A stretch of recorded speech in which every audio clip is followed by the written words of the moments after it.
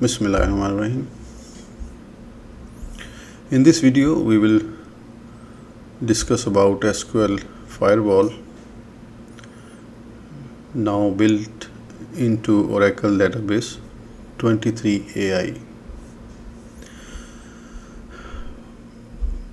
First, we will discuss about the features and benefits of Firewall. Oracle SQL Firewall inspects all incoming databases connections and SQL statements, including those from PLSQL, Oracle's procedural extension to SQL, whether local or over the network, encrypted or clear text. It only allows explicitly authorized SQL. For all other SQL, it logs the offending statements and raises violations.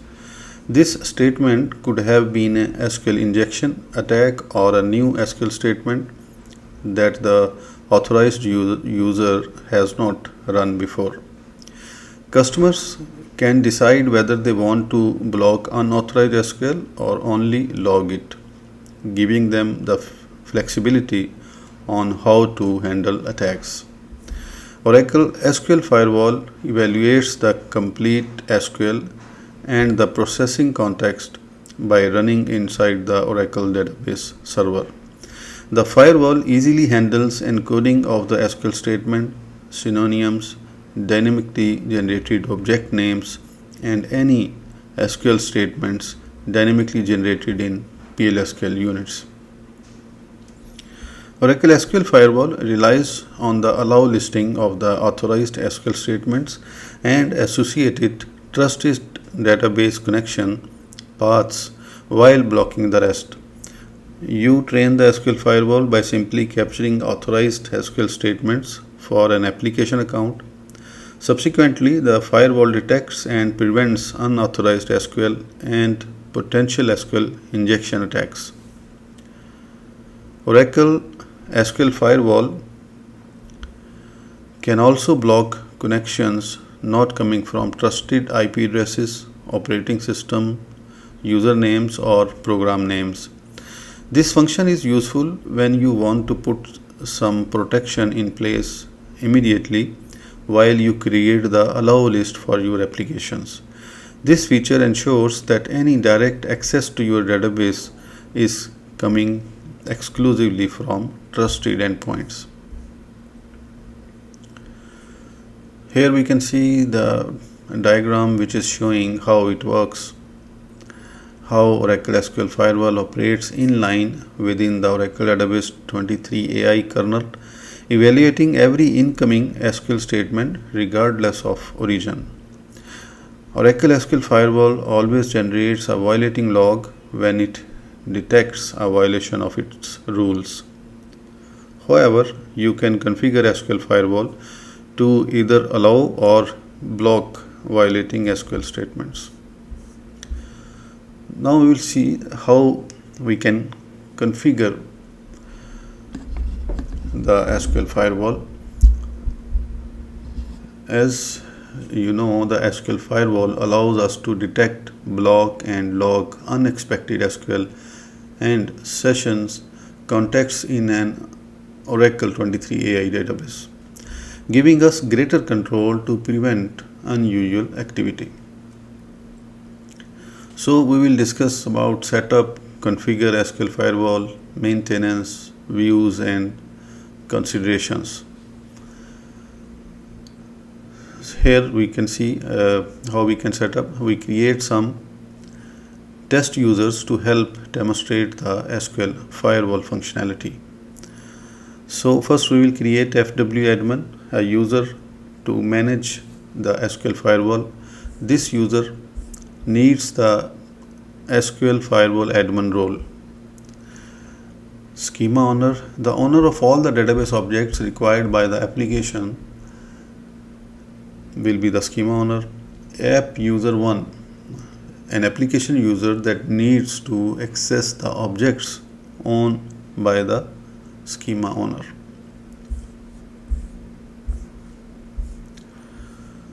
So here you can see the script which will help us to create these users. As you can see, first you have to connect, then if already exist, then you can drop the user by using this command. So this time user will be created fresh. Then create user, grant create session, and grant SQL Firewall admin role to FW admin, our test user, which will manage the SQL Firewall. Then again drop user if exists schema owner cascade. Now create user as a schema owner identified by its password, whatever you want, quota unlimited on users, table space, and then grant db underscore developer underscore role to schema owner. Now create application user by the same way. Then create grant select any table on schema underscore owner to application user 1. Now we will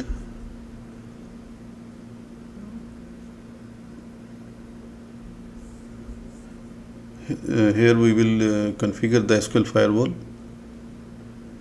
We will create the tables for application users to interact with. First we need to create the tables for application user to interact with. So the same way we will drop tables if already exist. In your case they will never exist, so you can just create table schema owner dot table name. It will make sure the table will be created under this schema owner, under this schema, under this and now you can mention the column under the table, and insert one value as a test to check if it is okay or no. Then second table schema owner dot t2 you can create by this command, create table, and mention one column ID number, insert value to check, commit. Now grant the SQL Firewall viewer role to any user that needs to view information about the SQL Firewall, not administer it. Now we log into our Firewall admin user and enable the SQL Firewall using the DBMS SQL Firewall package. So how we will do that? First we will log into Firewall admin user by this command, by connect simple command, and then execute DBMS SQL Firewall dot enable.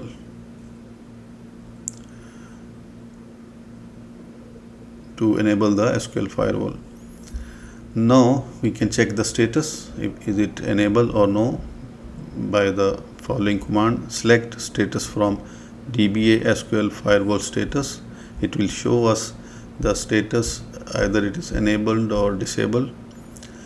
Then we can initiate a capture process to track all interactions with the user.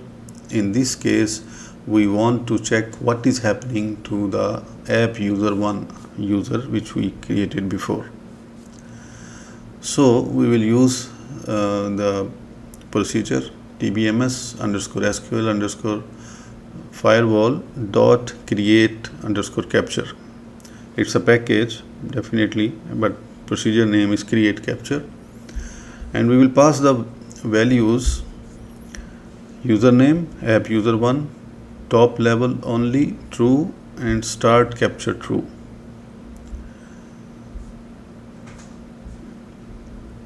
This will initiate a capture process. Now in separate session we perform some operations when connected to the app user 1 user. We open another session by opening another SQL Plus, connect the database with app user 1 user, and then we can see our tables data by select static from schema owner.t1, schema owner.t2. If we are connected with app user 1 and we had because this is not our tables, we are not owner of the table, so we have to mention the schema owner.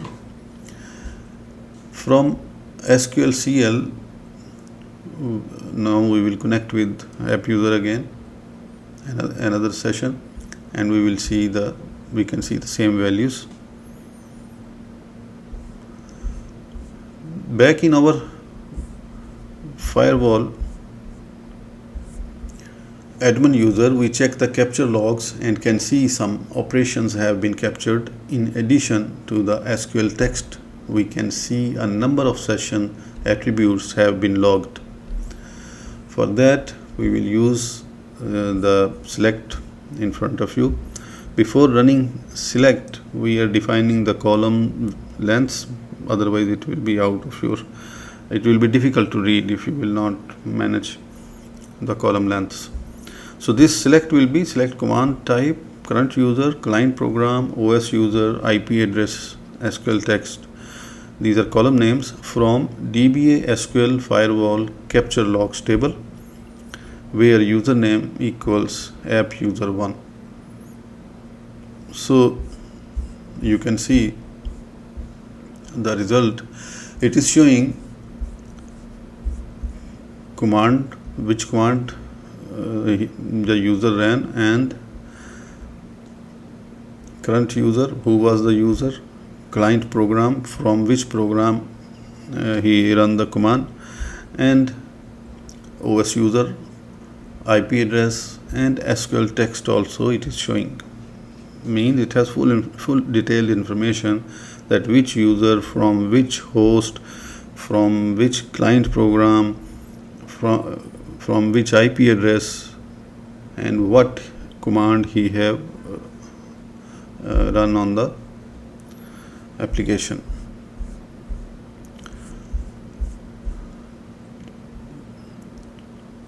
Now we can stop the capture by using the package DBMS SQL Firewall and the procedure stop capture. Stop capture will stop the capturing process which we have created before with create capture. Now we can generate allow list of the user based on the captured logs. For that we need to call this procedure generate allow list from package DBMS SQL Firewall, and we will pass the parameter application user 1 as a username. Now we have some views to check the allow list contents. Basically we have 4 views, so we will check here in the below commands. We will show you which views we can use to check the allow list. Select static from DBA SQL Firewall allowed IP address IP_ADDR not complete address, where username is equals app user 1. So you can see it will show you the username and IP addresses. Also we can see the columns OS_program format table 50. First we are managing the length of the column OS program to show only 50 characters. Select static from DBA SQL Firewall allowed OS_PO program means PROG, where username equals app user 1. So this view is showing us the OS programs which are allowed. Next we can see the DBA SQL Firewall allowed OS user view, where username equals app user 1. It is showing which OS users are allowed to connect. And then another view is available, DBA SQL Firewall allowed _SQL, where username equals app user 1. So in this we can see that for this application user which SQL statements are allowed. So for other SQL statements he will face the error. Now we can delete allowed SQL using the delete allowed SQL procedure. We can add or remove items to the context list using the add allowed context and delete allowed context procedures. We target specific context using the IP address, OS username, and OS program constants. Here is an example of adding and removing an IP address. So you can see here,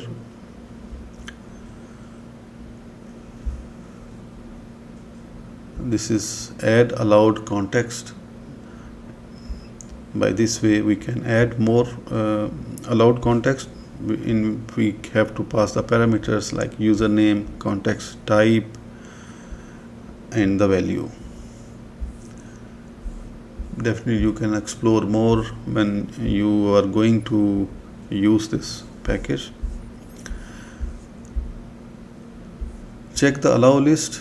Now you can check the allow list again with the DBA SQL Firewall allowed IP address. So which address here you just allowed another, or you have added another IP address to allow list, now you can see it is appearing there. Before there was coming only 2 lines, now you can see the third line 192.168.56.1 which we just added. You can delete IP address as well by using delete allowed context, and here again you have to mention the parameters, username and context type, DBMS SQL Firewall .IP address and value. Now if you check the values through view again, DBA SQL Firewall allowed IP address for this username, you can see now this address again disappear from the view, means it has already been deleted from allowed context. We enforce the allow list using the enable allow list procedure. The type of enforcement is determined by the constant used. Enforce context, enforce SQL, enforce all. Enforce context only enforces the context, IP address, OS user and OS program allow list. Enforce SQL only enforces the SQL allow list. Enforce all enforces the context and SQL allow list. In this example, we enable both the context and SQL allow lists. Setting the block parameter to false means it will log but not block violation. So as you can see here, by calling this procedure from package DBMS SQL Firewall .enable allow list for this username as a parameter and enforce and DBMS SQL Firewall .enforce all, block is true. We pass this parameter. Now we can check the status from the view. DBA, so D is missing from typing, this is typing mistake, sorry for that. DBA SQL Firewall allow list where username equals app user1. You can see enforce all is enabled because its block was true, so enforce is enabled here.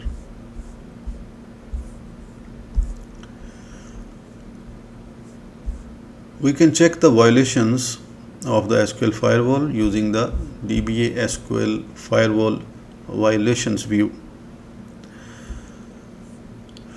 So select statement, you can see by this select statement from this view DBA SQL Firewall violations. You can run this select and you can see the values. Using a different session, we issue an unknown and a known SQL statement to the database. Notice the unknown statement fails with the error code or a 47605 SQL Firewall violation error. So when we will use another session, we will open another session by connecting app user 1, and from unknown, when we run this, unknown means we log in from the machine which IP is not in allowed list, that is we called unknown. So now we can see select count from schema owner.t1. This IP is not in allowed list, so it will give this below error, aura 47605 SQL firewall violation. And if we are running from known IP address which is already in our allowed list, you can see result will come as the count 1 because we inserted only one row. Now we will go back to our firewall admin user and check for violations. To check for violations, we will log in with admin user fwadmin, which we had created earlier, and we will use the view dba SQL firewall violations to see the violations which were generated by the user by our SQL firewall. So you can see here it is showing SQL text, firewall and IP address, firewall IP, cause and current occurred at, occurred at what time means, it is time. So cause is SQL violation and showing IP address, firewall blocked, and it is showing the SQL which we are trying to run.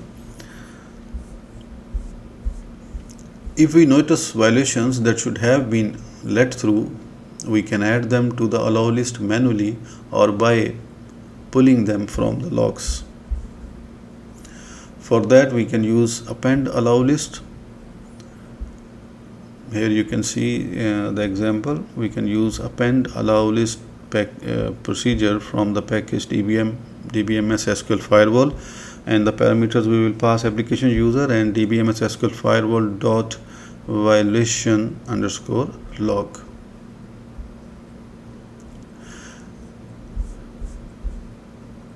If we try to run the query that caused the violation again, it works fine this time. We do not even have to start a new session to see this change.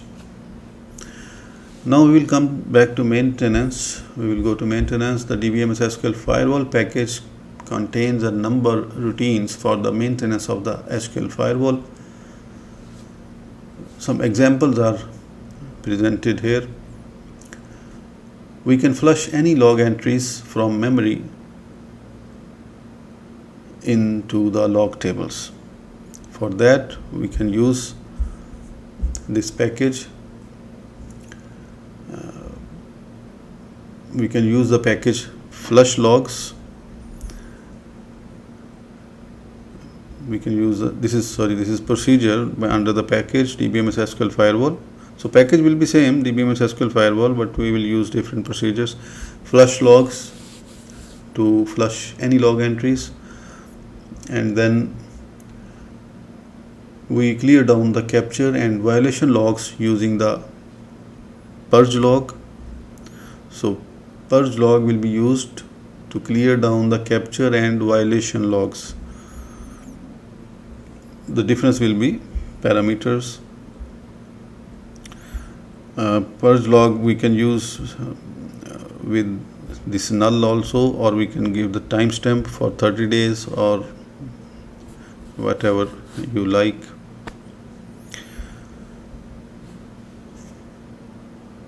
Or more than older than 30 days, minus 30. But here we are mentioning like we are here purging only capture logs, then here we are purging only violation logs, and here we are purging all logs. So these are the parameters difference. We can alter the allow list enforcement using the update allow list enforcement procedure. Disable context protection. We can use this procedure update allow list enforcement, and we will pass the parameters application user dbms SQL firewall dot enforce context false. It will disable the context protection. Disable SQL protection, same way we will call the procedure update allow list enforcement, and in the parameter we will mention dbms SQL firewall dot enforce SQL false. And now in the disable context and SQL protection we will call the procedure same procedure, update allow list enforcement, but the parameter dbms SQL Firewall dot enforce all false, so it will disable enforce all. We exclude scheduled jobs from capture or enforcement by this way. Execute dbms SQL Firewall dot exclude dbms SQL Firewall dot scheduler job. So by using this view, we can see the status dba SQL Firewall status. It will show exclude jobs yes, it is enabled, but exclude jobs yes. So we disable an allow list entry with this view. Disable allow list for the user. We disable entire firewall including running captures and enable allow lists. For that we can simply use disable procedure. We will call simple disable procedure of package dbms SQL Firewall. It will disable entire firewall. The log tables are common tables in the sysaux tablespace of the root container. They can be moved to another tablespace as follows.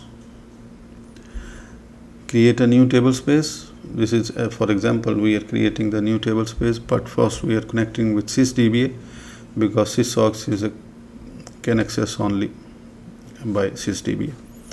Create a new tablespace. We have created fw_ts for testing, and then we will disable the firewall first. Now we can run the alter table commands to move tablespace. Then we will enable again the firewall, and we can check the tablespace for the log tables by using this command. Select table name, tablespace name from DBA tables, where table name in the table. Here we will mention the table names which we use in our alter table move tablespace command. So now we can see the new tablespace is appearing in there in the list. When we will check the log tables, so we can see the log tables are still under sysaux by again using DBA tables. So when we check the DBA tables, the log tables still are showing in sysaux tablespace. So this means when we move the tables, they will move only the tables, not the log tables. So select view name from DBA views, where view name equals DBA SQL Firewall. Order by 1, this SQL to check available views. We can see all the available views. So views are based on the $ tables in the sysaux tablespace. For that we can use this command like fw $$ or table name in. We can mention our table names by this. By the way, this command we can see all the list. So these tables, there are many tables, so I didn't mention here all. I have provided you the SQL. So by running this SQL command, by using this DBA tables, you can see all the tables which will show you. For example, I will tell you event_log $, fw_allow_list $, fw_allow_list_context $, fw_allow list SQL $, fw capture $, fw status $, SQL log $, and violations log $. There will be 8 views. This command will show you 8 views. The log tables are basically common tables in the sysaux tablespace of the root container. They can be moved to another tablespace as well. So if you want to move log tables to other tablespace, you have to use the same method. Alter table sys.these log tables name move tablespace, and before that you have to disable the firewall, sure, and then use alter table, and you can move these event log, SQL log, and violation log tables as well to your new table space. By the same way, we move the tables, and then you can again run the same command to see where they exist now. So it will show you then the new table space. Hope you understand this. So our considerations here are, if we are basing our SQL Firewall configuration of a capture, we must run the capture for a sufficient long time to pick up all the possible variations. Imagine a situation where we run a capture for 1 week and then enable the SQL Firewall based on that capture. We then try to run some quarterly processing and it gets blocked because that was not run during the capture period. It's important we validate the captured context and SQL information. If there were a hack during a capture process, we would be adding this to the allow list. We need the validation step to exclude problem context and SQL information. Applications evolve over time, so a new release may include many new SQL statements that will be blocked until the SQL allow list is amended. The session context allow list, IP address, OS user, and OS program may also change over time. We may decide that blocking unknown SQL is too risky and only block unknown session contexts. The presence of the SQL Firewall is not an excuse to ease up on least privilege management and traditional access control using firewalls. It is an addition to those security layers that should already be in place. The SQL Firewall could be used to monitor activity and not block it. Setting the block parameter in the enable allow list procedure to false means it will log but not block violations. Firewall violations can be audited using a unified audit policy as described. The SQL Firewall can be enabled in the root container or a PDB. It's worth doing this exercise so we can understand completely and thoroughly about this new functionality. I hope you understand and you like this video as well. Thank you for listening, and we will meet again in the next video. Till then, goodbye. Allah Hafiz.